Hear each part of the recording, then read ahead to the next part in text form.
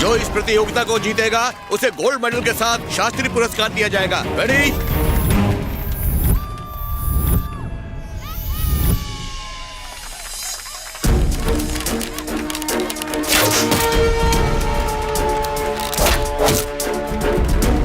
Target 2, target 3।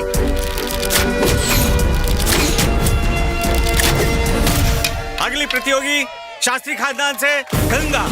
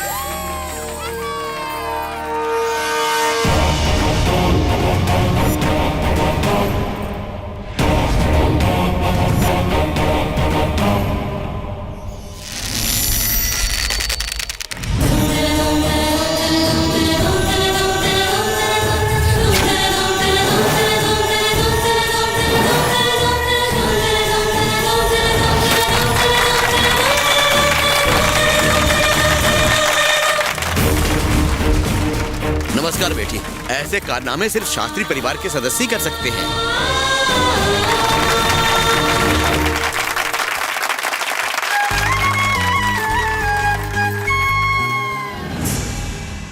नमस्ते sir. हाँ, नमस्ते, बैठिए। Thank you sir. सर ये लोग ग्लोबल प्राइवेट लिमिटेड के बोर्ड मेंबर्स हैं। ये चाहते हैं कि आप कृष्णानगर गांव को पूरा खाली करवा दें। भाई तुमने तो ऐसे कह दिया जैसे कोई बच्चा चॉकलेट मांगता है। जितना लगता है उतना आसान नहीं। हमने कृष्णानगर के पहाड़ी इलाकों का सर्वे करवाया है। सर्वे रिपोर्ट के मुताबिक वहाँ काफी मात्रा में माइका मिलने की संभावना है। 4 पीढ़ियां गुजर गई सर, माइका किसी ने नहीं निकाला, जबकि इसे निकालना बहुत आसान है, पर इसे किसी ने हाथ नहीं लगाया। आप चाहें तो खुदाई शुरू कर सकते हैं, रातों रात माला माल हो जाएंगे, लेकिन ट्रांसपोर्ट का प्रॉब्लम है। वहाँ पर एक सबसे बड़ा कांटा है। जिस कांटे की बात कर रहे हो उसका नाम अशोक शास्त्री है। अगर उसे पता चला कि हमारी नजर कृष्णानगर पर है तो वो न जाने हमारे कितने टुकड़े करके उसी माइका की खदान में गाड़ देगा। कृष्णानगर गांव, पूरे 360 घर, आबादी 2000, 400 सालों का इतिहास। सर बहुत काम है ना? बहुत काम है। कोई बात नहीं, मैनेज कर लेंगे, don't worry. First of all 30, 70, नहीं 40, 60। नो सर, मैं एक बात बोलूं, 50-50 करते हैं। Okay 50-50। Okay done, thank you sir. Thank you very much. लाइए। मुझे कुछ बात करनी है, आप जरा बाहर वेट कीजिए। नमस्ते।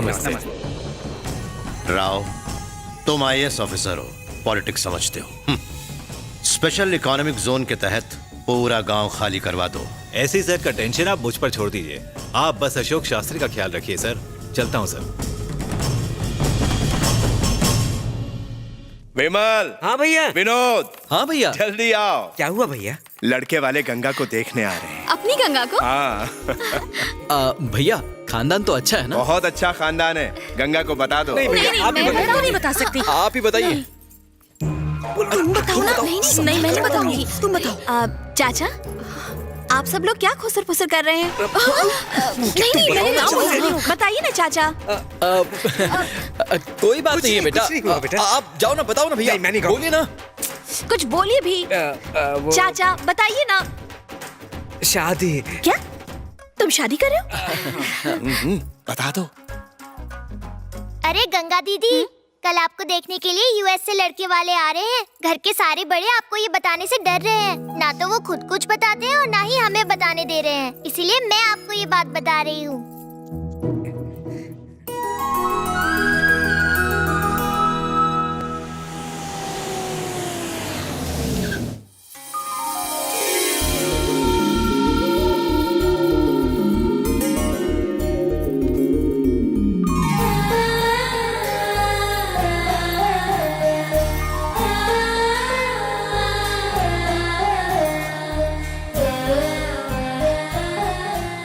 मैं इनसे अकेले में कुछ बात करना चाहता हूँ।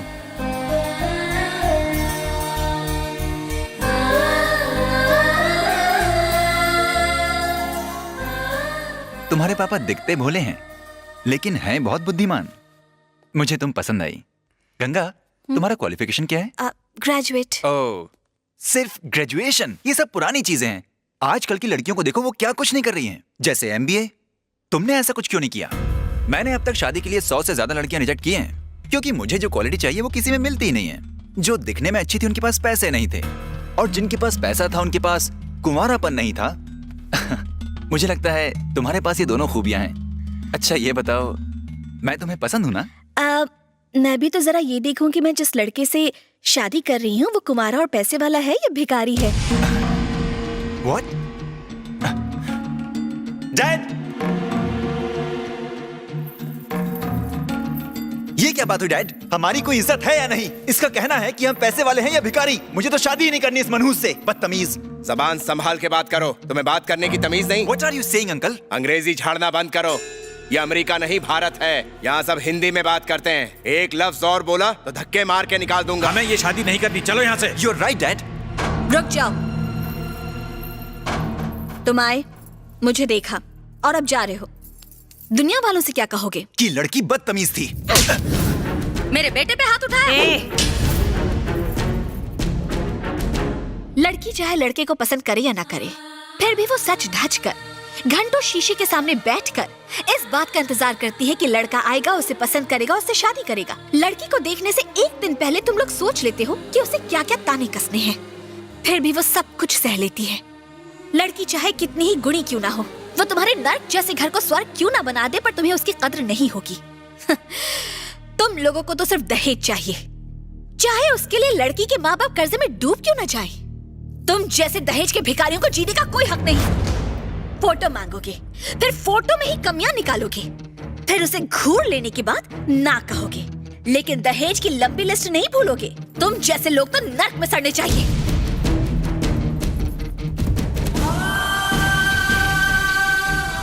पापा, मैंने गलत तो नहीं किया ना? नहीं बेटा, गलती तो मुझसे हुई है जो मैंने ऐसा रिश्ता ढूंढा।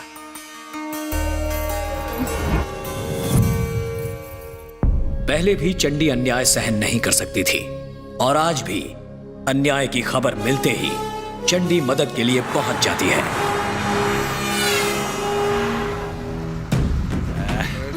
हाथ नहीं लगाना।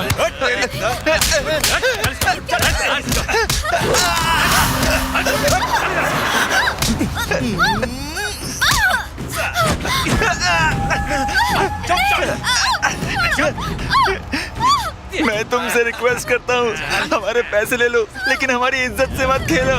प्लीज हमें जाने दो, जाने दो हमें। छोड़ दो, प्लीज जाने दो हमें। एक के साथ एक फ्री मिल गई है, बस सीधा जंगल में रोकना। ठीक है। चिल्लाकर क्यों गला खराब कर रही हो? ये लोग जो कर रहे हैं उन्हें करने दो। चुपचाप इनकी बात मान लो।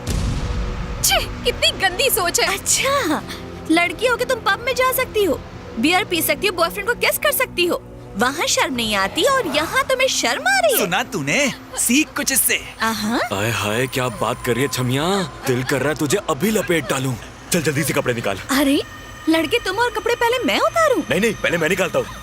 ए ड्राइवर, गाड़ी जल्दी भगा।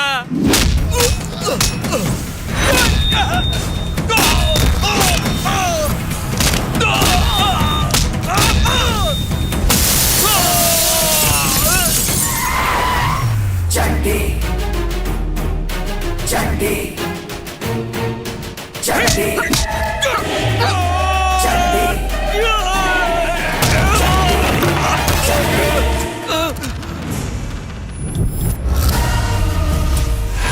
मैं अगर खामोश हूँ तब तो ठीक है, मैं अगर शांत हूँ तब तो ठीक है, लेकिन एक बार मेरी चुप्पी टूटी तो समझो हड्डियां टूटी।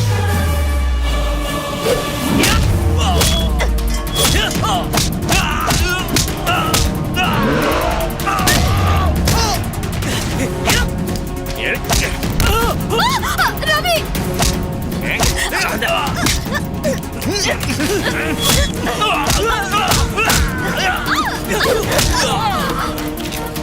रवि,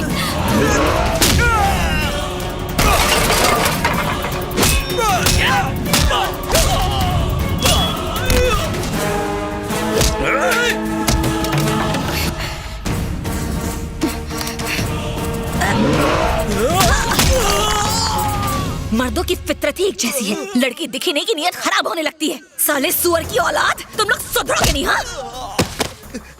लड़की साड़ी पहने तो कमर घूरते हो, जीन्स पहने तो उसकी फिगर देखते हो। लड़की बैठे उठे झुके चले या फिर मुड़े, तुम लोग बस अपनी आंखें सेकते रहते हो। तू अगर लड़की बनकर पैदा होता ना, तब पता चलता कि लड़कियों पर क्या बीतती है। तो जैसे कमीनी को भी पैदा करने वाली एक औरत ही है, ये भूल गया? हाँ? आज के बाद अगर किसी लड़की को बुरी नजर से देखा भी ना, तो उसका अंजाम एसिड होगा।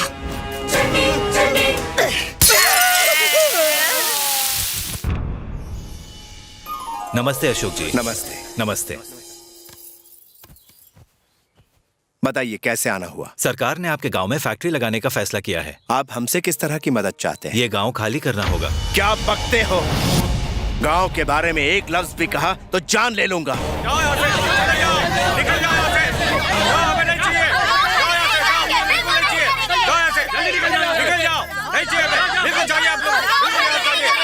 हमने सरकार से कभी कोई मदद नहीं मांगी।